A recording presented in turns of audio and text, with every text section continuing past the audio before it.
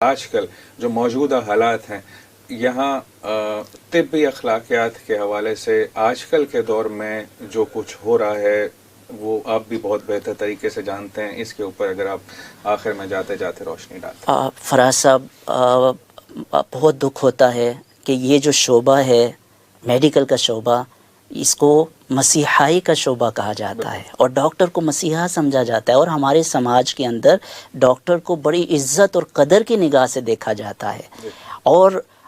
پیسہ بھی، دونوں چیزیں اس کو ملتی ہیں ڈاکٹر کو، عزت، جاہ و منصب بھی اور پیسہ بھی، شہرت بھی، اور ساتھ میں اللہ رسول کی رضا اور خوشنودی بھی،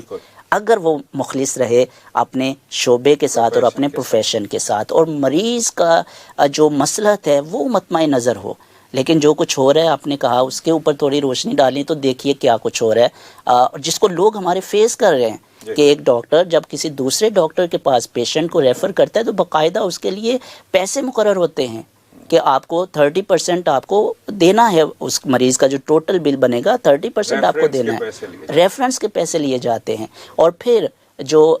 تشخیصی مراکز ہیں، لیبارٹریز ہیں، میڈیکل لیبز ہیں، ان کے ساتھ ڈاکٹر کے باقاعدہ کانٹریکٹ ہوتے ہیں. کمپنیز ڈاکٹروں کو عمرے کرواتی ہیں، باہر کے ٹرپس بالکل اس کے اوپر بھی ہم دیکھتے ہیں. لیکن یہ جو تشخیصی مراکز کے ساتھ ان کے کانٹریکٹ ہیں کہ وہ اسی لیب میں، اچھا اگر وہ کسی اور لیب کا لے کے آ جائے ٹیسٹ، اس کو ایکسیپٹ ہی نہیں کرتے ہیں کہ ہم نے آپ کو فلاں لیب کا کہا تھا وہیں سے آپ ٹیسٹ کروائیں. یہ بھائی کیوں؟ اس وجہ سے کہ ان کا وہاں پہ کانٹریکٹ ہوا ہے اور اس کو انہوں نے 30% یا 40% جتنا ان کے ساتھ طے ہوا ہے وہ ان کو دینا ہے ڈاکٹر کو. اور پھر دوائی ساز کمپنیاں جو ہیں ان کے ساتھ ڈاکٹرز کے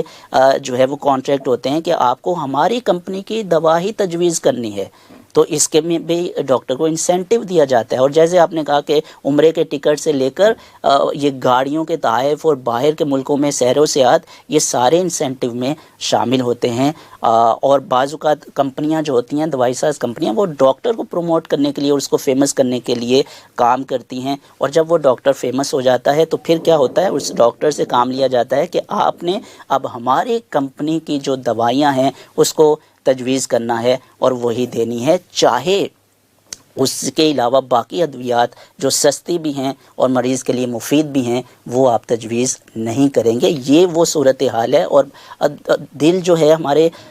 خون کے آنسو روتا ہے جب ہم یہاں پہ اس طرح کے حالات دیکھتے ہیں کہ ایسے بھی ہوئے کہ ایک ڈاکٹر نے جو ایک نارمل ڈلیوری ایک عورت کی ہوئی ہے، نارمل ڈلیوری کے بعد اس کا آپریشن کر دیا گیا ہے صرف اس وجہ سے تاکہ وہ بل زیادہ بنے اور پیسے زیادہ لیے جائیں. یہ وہ لوگ ہیں جن کو مسیحائی کا کردار معاشرے کے اندر ادا کرنا تھا، اور جو وہ کر رہے ہیں وہ کسی بھی طرح سے ایکسیپٹیبل نہیں ہے، نہ شرعی اور قانونی طور پر اور نہ ہی اخلاقی طور پر. تو اسلام ہمیں یہ چاہتا ہے کہ جتنے بھی ڈاکٹرز ہیں،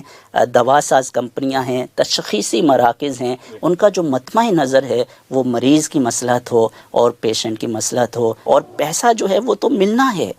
پیسہ تو ملنا ہے، وہ تو جاہ و منصب بھی ملے گا، عزت بھی ملے گی، پیسہ بھی ملے گا. لیکن ظلم اور زیادتی کے ذریعے سے جو پیسہ آتا ہے وہ کبھی بھی کسی بھی انسان کو راحت نہیں دے سکتا، اس کو سکون نہیں دے سکتا، بلکہ الٹا اس کے لیے وہ وبال بنے گا.